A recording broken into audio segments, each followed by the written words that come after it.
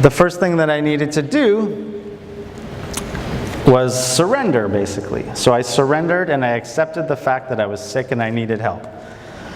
And surrender doesn't mean that you resign yourself to a life of misery and despair, right? It's not like, oh, I'm an addict and I'm depressed and I have anxiety problems and obsessive compulsive problems and I'm just going to live and be miserable for the rest of my life. No, it's, I have these problems and now I can do something about it.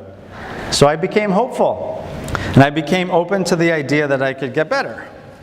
And that's all you really need in the beginning. Then I asked for help. And the amazing thing about asking for help is that it works. And the more that you ask, the more that it comes. It doesn't always come the way you want it. Okay? I had a really bad experience with one addiction counselor. You know, I could say, well, she sucks and I'm just going to screw this. It's like, no, no, no. She wasn't good for me. I'm going to ask somebody else for help. And I just kept doing that and doing that and doing that.